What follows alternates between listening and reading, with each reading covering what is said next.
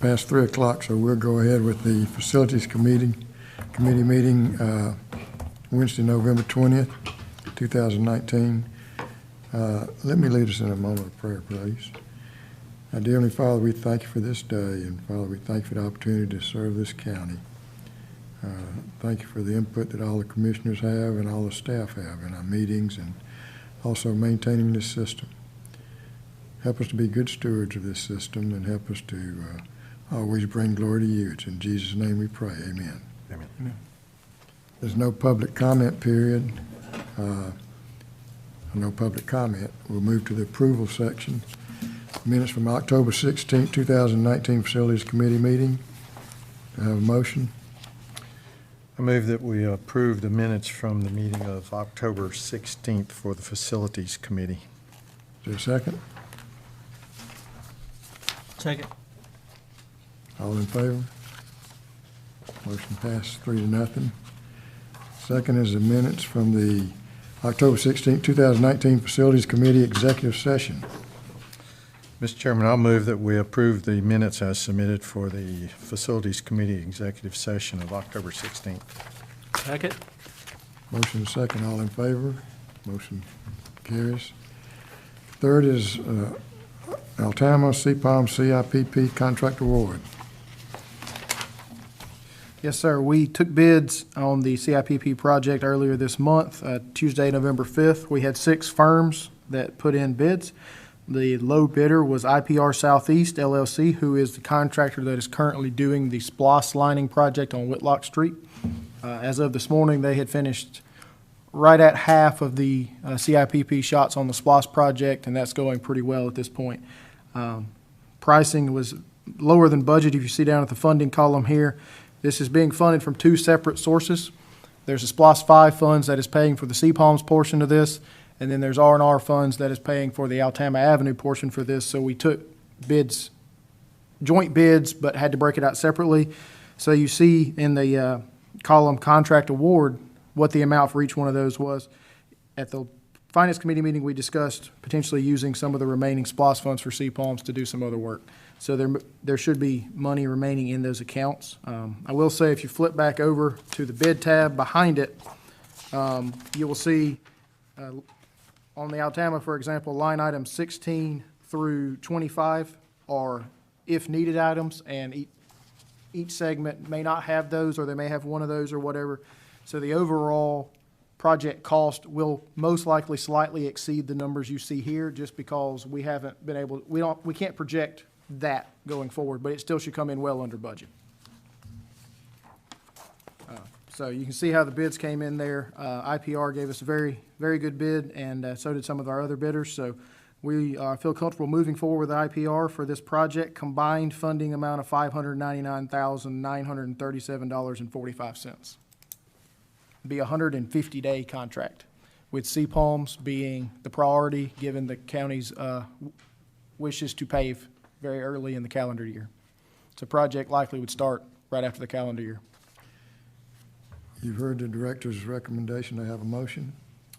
Yes, sir. Mr. Chairman, I move that the Facilities Committee recommend entering into a contract with IPR Southeast LLC in the amount of $599,937.45 for the CIPP repairs to Altama Avenue corridor and CPOMS development projects, and move this item to the full commission for its approval. Second. There's a motion and second. One question I have, with CPOMS being about $311,000 lower, we've spent money based on the original I&I study and smoke testing for St. Simon's, making some repairs. Yes, sir. Can we reimburse our account from the SPLOS fund for that too? I've got to have that conversation with Charlie already, so I can certainly ask him for that. I don't think that would be a big issue, no, sir. We can Because we certainly might do have that. spent $100,000 fixing those things. Right, so we could potentially do some of that as well. Yes, sir.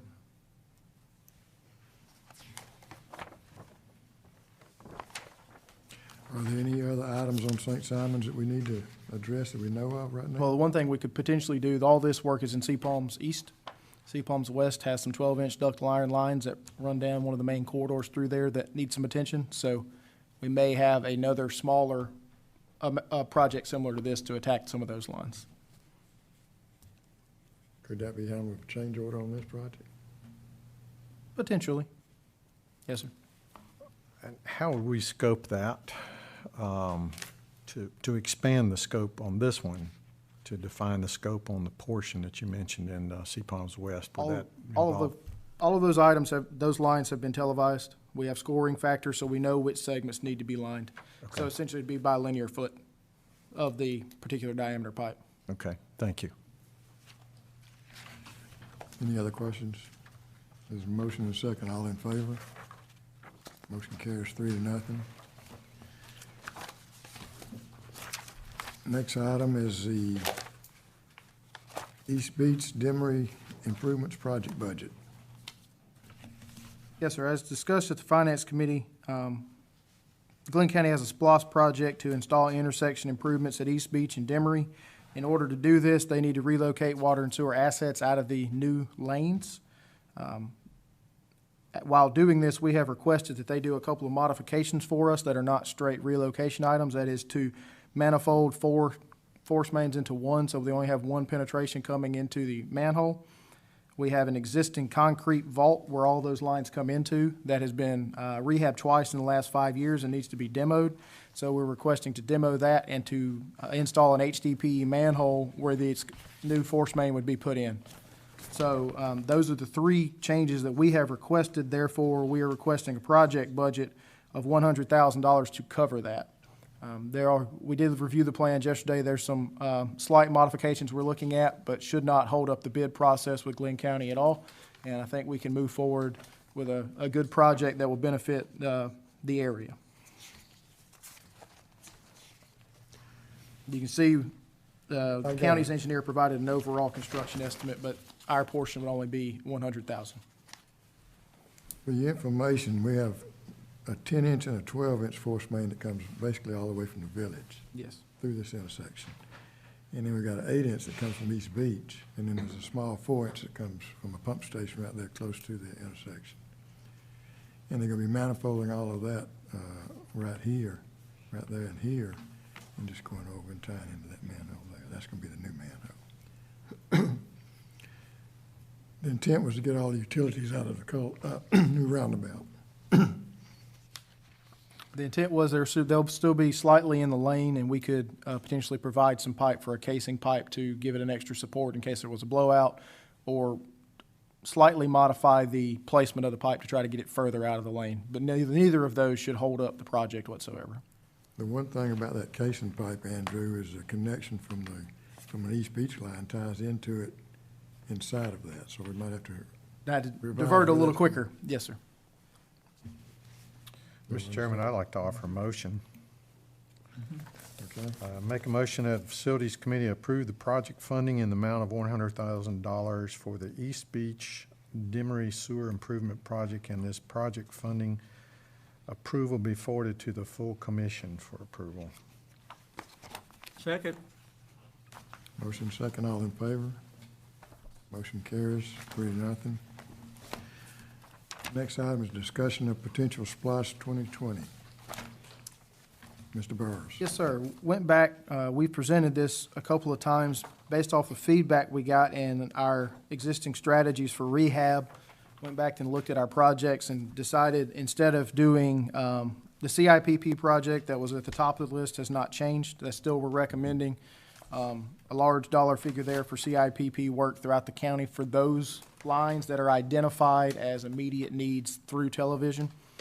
And then we had some overall neighborhood type water replacement projects that we believe we can probably use our data that we're getting on breaks to identify the sections of water main that need to be replaced.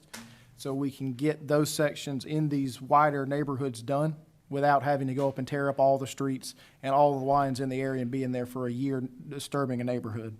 So we have several transite water mains throughout the county that we would like to replace due to some break data that we have. But the way we're proposing it now would not be one particular neighborhood getting the entire portion replaced. And then we've talked about bypass pumping or backup pumping for our lift stations. We have priority lift stations 1 to 5. What we're recommending here as part of our total request would be to add bypass pumping capabilities for all priority 1 and 2 stations that do not currently have that, which is 17 of those.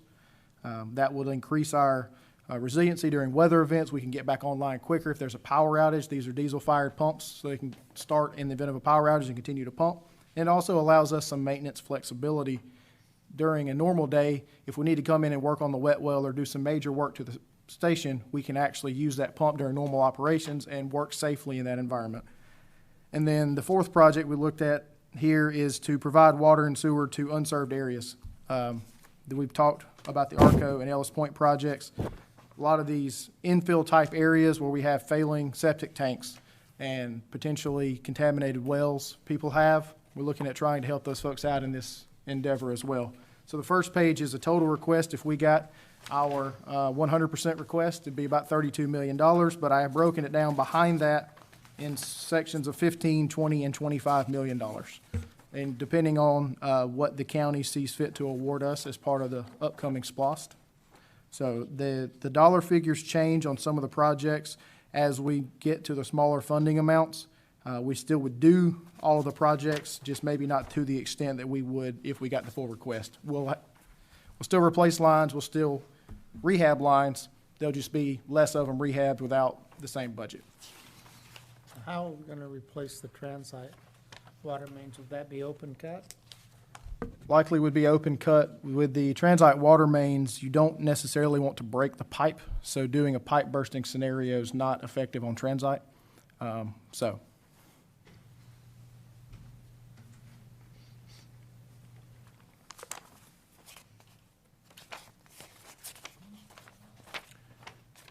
So they would be open cut, but again, we were going to go after those lines that we have break data on. In my view, the level of granularity here is adequate at a very early stage. You know, we provide sufficient detail, in my view, to help others, city and county leadership, to understand what our key focus items would be as we move forward to, potential receipt of any SPLOST funding in the next go-round. Specifically on the unserved areas, we have a significant interest there, and much of it would depend on the participation of residents in those areas. Does it make financial sense in a specific area over another? But I think broadly so, we have enough there that we could support.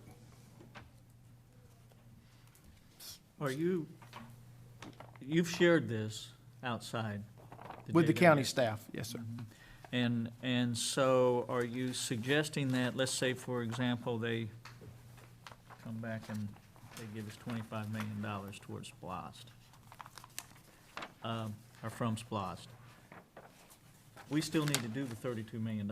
We just need to come up with a $7 million from somewhere else.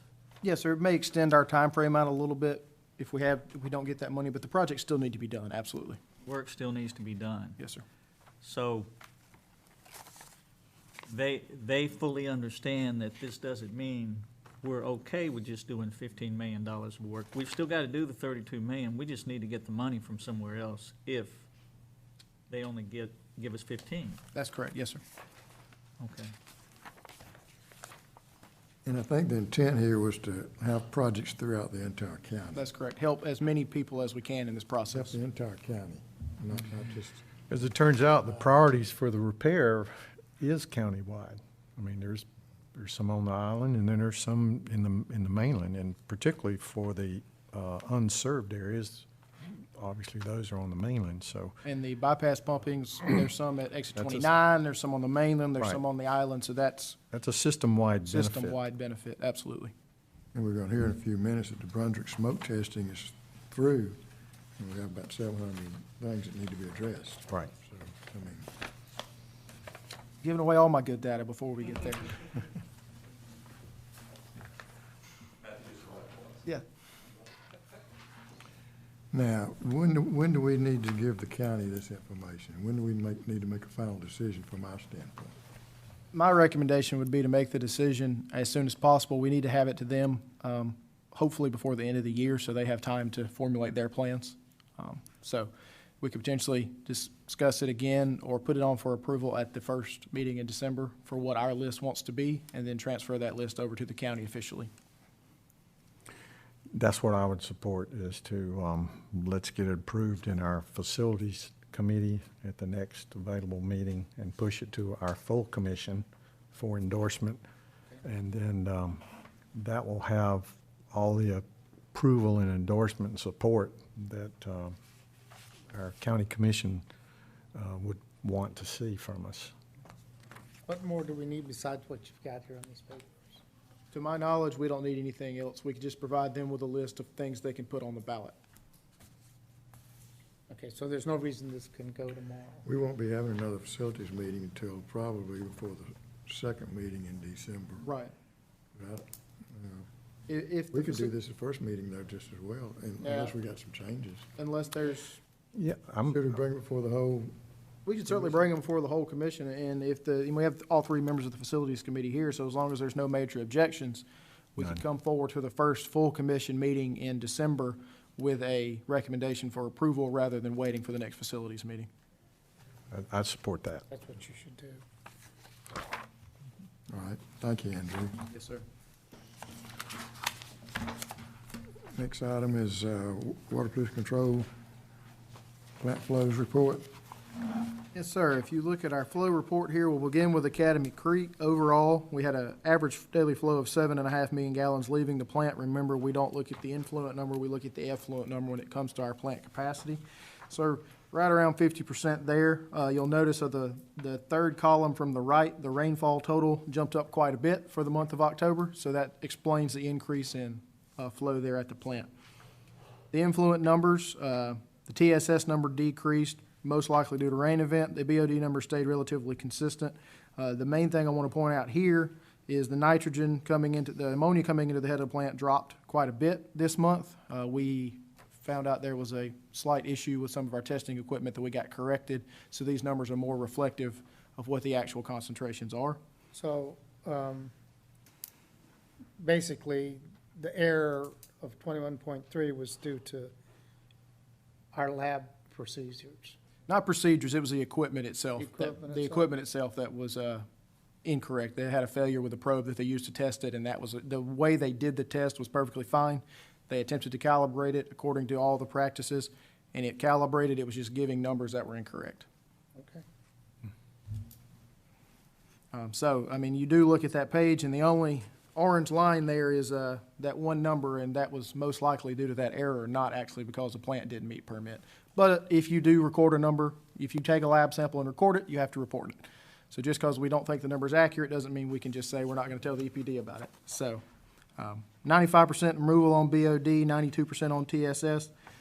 Overall, very effective treatment there at Academy Creek. If you look at our graph, and before we go to Dunbar off that page, you'll see that the flows this year have been more stable coming into the plant.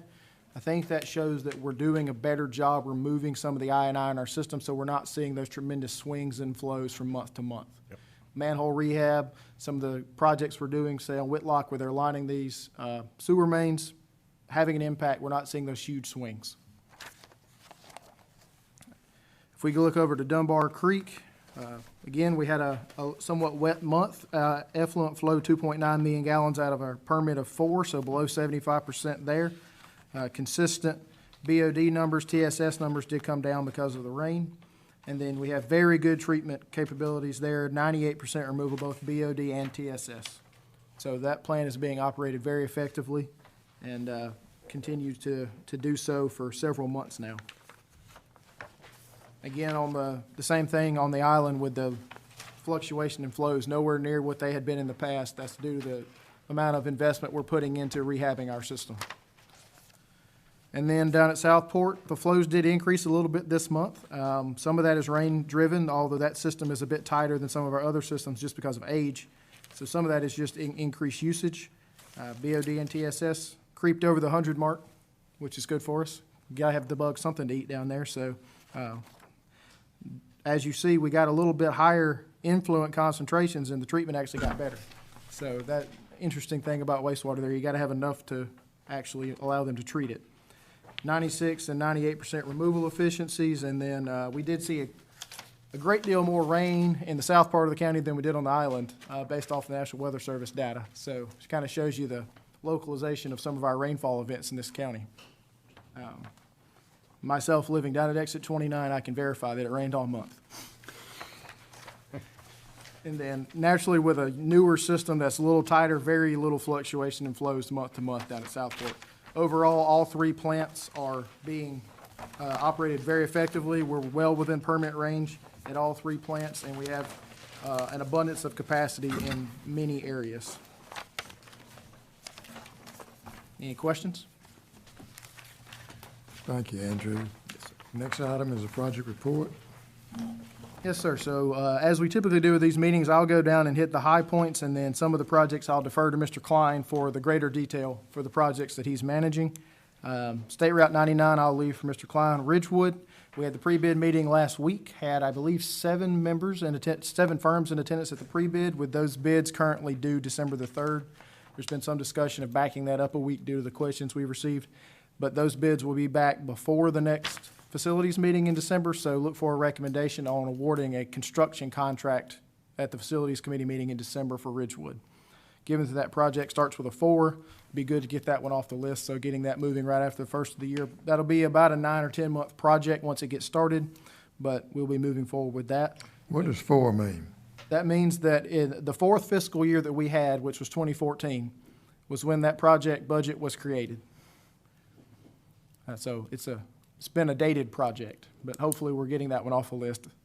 And as Mr. Klein will tell you here in just a minute, on the one that starts with a 2, that one's going to come off the list very soon as well. So Project 702, the North Mainland Sewer Improvements, that is a SPLOST project that is rerouting the flows from the Harry Driggers area down Whitlock Avenue there. They have shot 5 of the 11 segments of the CIPP work on the 30-inch pipe. They've got almost all of them on the south side of the train tracks done. They're still working on their bypassing plan to bypass Community Road right there where they have to line underneath the road. That's going to be a little cumbersome, but we feel confident they're going to be successful in that. Manhole rehab they're replacing the frames and covers with composite frames and covers. That's underway, and then they're coming behind that and rehabbing the manholes with the calcium aluminate product that we use. So that one's moving along well. The estimated from the contractor completion date is the 23rd of December. And they'll televise those lines when they get through. Post-televising is part of the contract, yes, sir. Okay. We think it's probably going pretty well because of the condition of those lines. If we filled them full of water and put pressure on them and they hadn't fallen in yet, they're probably pretty rigid at this point. So probably going pretty well. We haven't got the post-televising yet, but by all intents and purposes, that's moving along. Pump Station 4003, we've got 30% design completed, waiting on the 60% design on that. Hopefully going to be bidding that in the near future so we can move forward with that project, rehabbing that pump station. Canal Road, one of the things on Canal Road that we have on that water main loop, the section that's coming down Canal will actually be bid as part of the North Mainland Force Main project because they're going to be in there anyway. We're going to let them drop the water main while they're in there, and then in-house staff will do the section down Glencoe Parkway. The FEMA project, as you know, we got the go-ahead to install the 22 transfer switches. That bid spec's being put together to put out for bid so we can get that moving. Magnolia and L Street, I'll leave to Mr. Klein. We're just waiting on final invoicing on the oxygen system. State Route 27 is, if you've been down 341 recently, you understand that that is moving right along. Luckily, they're doing that with very little disturbance to the actual traffic pattern, so great job by the DOT contractor there. 4021, I will leave to Mr. Klein. Water pollution rehab for Academy Creek. We are expecting the 60% drawings by December the 12th.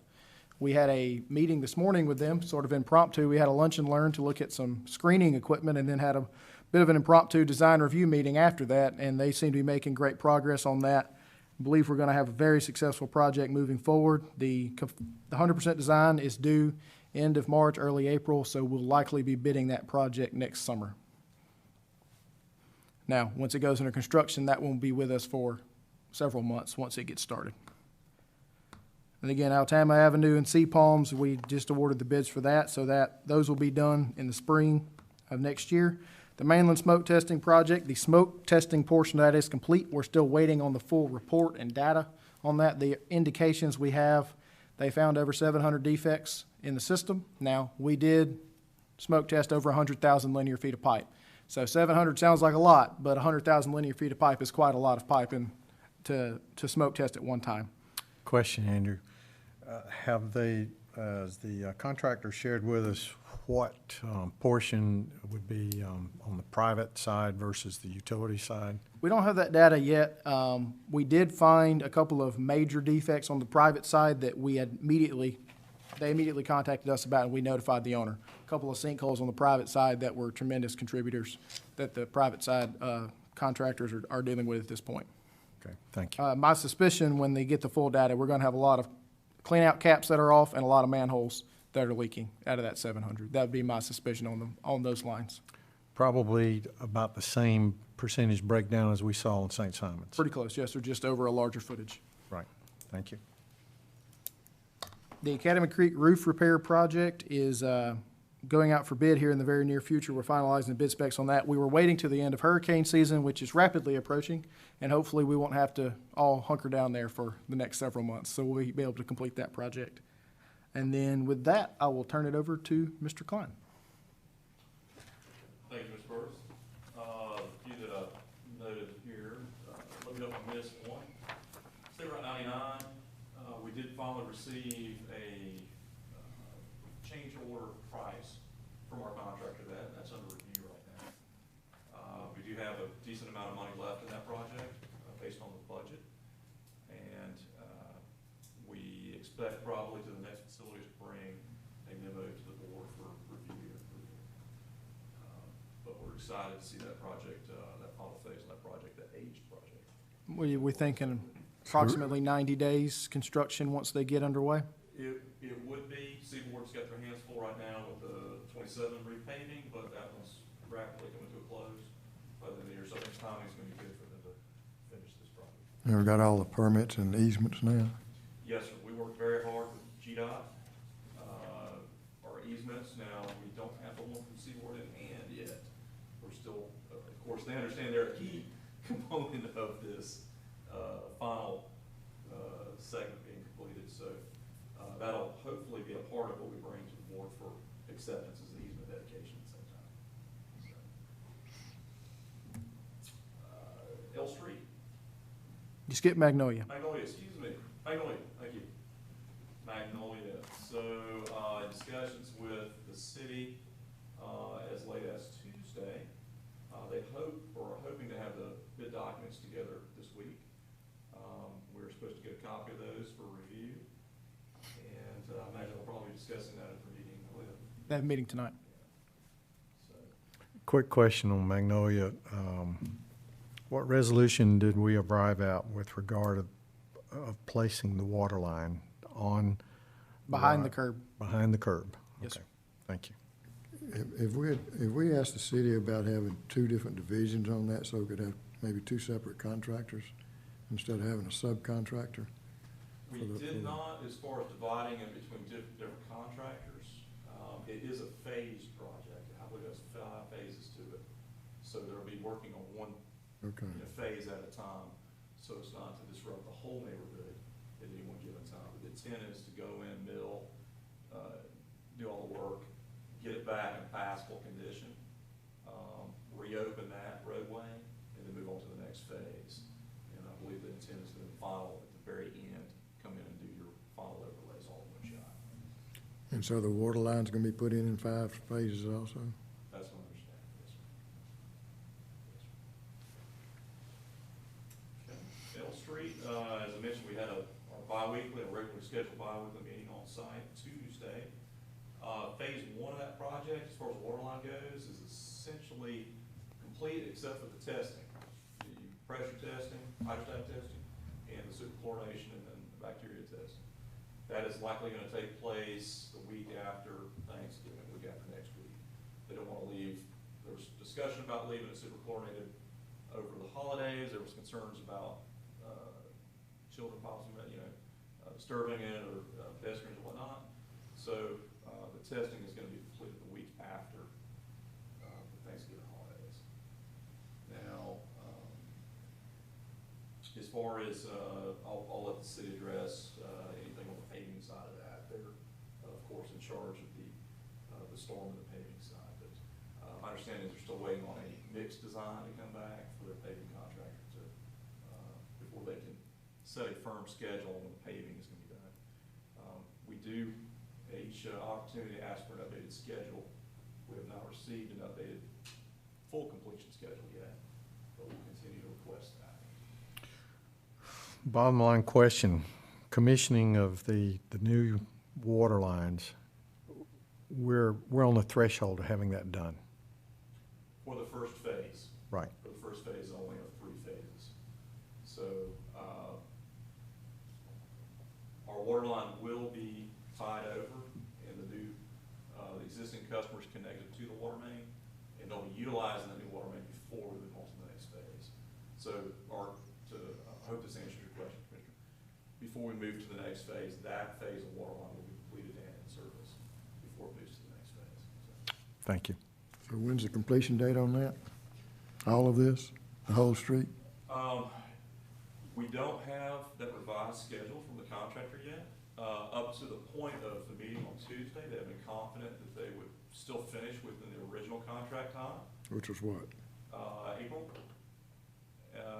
There's some discussion now due to the delays experienced during the gas line relocation, that could possibly affect their schedule. So we are, again, requesting a revised schedule at every opportunity, so we're aware of it, we can pass that information along.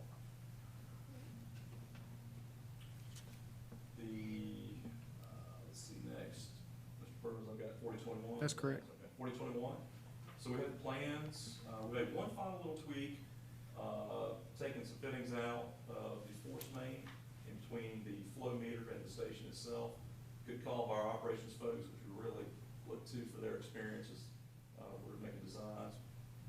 Good suggestion, we did that. Plans are essentially complete. We're finishing up the bid specifications, technical specifications right now. We'll have those in our procurement division's hands. Probably, we're hoping maybe by the end of the week, maybe middle of next week, and beginning to advertise very shortly, very shortly. That's the last one I have, asterisk. Yeah, the only other ones are the unsolicited proposal, which we are waiting on the developers on. However, they are making progress on the design on those. They are, so I can address that. It may be too small to notice, and I apologize if I make it larger, but if you notice that some of these projects have an asterisk next to or at the very end of the project name, and that just references down to the box that says unsolicited proposals down at the bottom. When that project becomes funded, that's when it moves up and actually it says in the project, capital project name. And the ones that are associated with unsolicited proposals will put an asterisk on. Those would be project 2001, 4105 Basin Expansion, Force Main Reroute, and CIPP. It's associated with the Bergen Woods project. We have a comprehensive agreement with those folks for force main upsize and upgrades to pump stations. And that also ties into the agreement that we have with the Saddlebrook folks, with the home builders in there. Part of that money, those capital funds are funding this project as well. That's an upgrade of 4105 and 4107, as well as some CIPP downstream. So the other one, let's see with asterisk beside it, two other ones. Coastal Club Apartments, that's off Old Cypress Mill. That's an apartment complex that's going in. The applicant is moving forward with the on-site improvements, and we're just waiting on final EPD approval of their plans for that portion. Once we have that, then we will sign off for their on-site. And to help them keep moving forward with the project, we keep the on-site reviews separate from the off-site improvements. That allows them to go ahead and start engaging with the site work and get it moving on with the understanding that they can't connect and obviously occupy. And so the off-site improvements are complete. So the engineer for that project that we are engaged with is still doing survey work, and they're in the process of creating some 30% designs for us to review. A question on Bergen Woods. Yes, sir. Up on the first chart, in 2007, you say that plans in EPD and GDOT review. So Yes. Are those the same plans that are related to down on the next column Okay, it's the same thing on that. They're actually two separate projects. So, 2007, the Bergen Woods offsite, that is the force main upgrade on the spur. Okay. The project is called 2001, which is the 4105 Basin, the force main reroute. That's essentially the pump stations. It's a little bit confusing, but due to the timing of when the interest came along for these upgrades, is kind of the reason why these projects are intermingled in a way. But project 2001 is essentially the pump station upgrades and the CIPP line. And then project 2007 is the force main upgrade along the spur. Okay.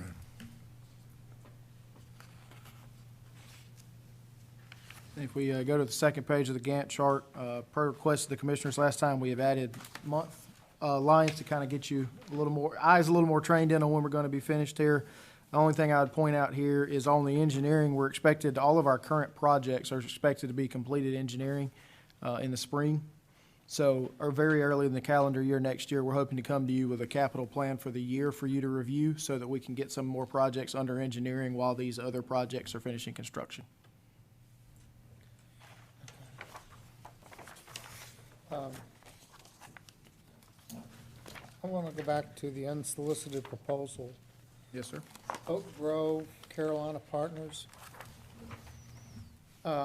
Isn't that the project where they were gonna build that pump station that's, it's not being used now? And nothing has happened on that since that initial discussion? Or is that still being worked? It is still in motion, and the reason why I say that is because Glynn County, that does have a review at Glynn County right now. They're still negotiating the rezoning, or the zoning portion of things with the county before they move forward with the project. There's still, there is a review at the county right now, but we haven't seen anything further on our portion of the water and sewer upgrades, or in this case, it's only sewer upgrades. We haven't seen those plans yet. Okay, well, is that 2 years old? That one's about a year old now. Yeah, we did the comprehensive agreement back, August of 18. August 18th, so it's a year and a couple of months. Let's see. That's one of the things that we talked about earlier today, was having some sort of sunset on this stuff. For February 19th, I'm sorry. I was looking wrong. We didn't have a sunset on that though, did we? Nope, I don't think so. There's a sunset on the credit for capital improvement fees, Yeah. not on the project. It's dependent on when the project is finalized, however. So I think it's either 5 or 10 years following completion of the project. So it all hinges on when that project is completed. And in learning from seeing some of the age on some of these proposals and agreements we have, most recent ones that we've done, we have added requirements in there that the infrastructure must be dedicated within a certain amount of time. So there are, I know the most recent one we did, there is some requirement, a time requirement in there that has to be, so, the coastal club bonds. Yeah. Now, I don't think we have anything on it, but Sinclair, that's been sitting out there for a long time also. Certainly has. And do we have any resources tied up waiting for them? That's upgraded to 2056 off Lawrence Road on St. Simon's Island. But we need that to support some other stuff, don't we? Depending, at the time, there were some other developments up and down Lawrence Road that were hoping to benefit also from that upgrade. And certainly, we would have to, if nothing is happening with that upgrade right now, you know, for the foreseeable future, it's been silent for some time. We have to respond accordingly. But if capacity upgrades have not been made, or they're not engaged, that would affect anybody else that would be looking at the time. Well, you know, I don't know what they're planning on doing, whether they think that'll ever go, but. Yeah. So we do reach out, in our contact with the project, we do reach out to them periodically to say, hey, we need an update. And the last information I got from them was that about the end of the year, they had planned to do something. It's about, apologize about the amount of detail, the extent of detail I've got in the report. If we did have to move forward with some plans prior to them, we just have to modify their agreement that they wouldn't get as much in credit because they wouldn't be doing the work on our infrastructure. So it doesn't necessarily impact our liabilities at all, except for we would pay for it up front instead of them getting the fee credit at the end, if we had to move forward. Okay. Well, okay. Anybody have any other questions or comments? Hearing none, meeting's adjourned. Thank you.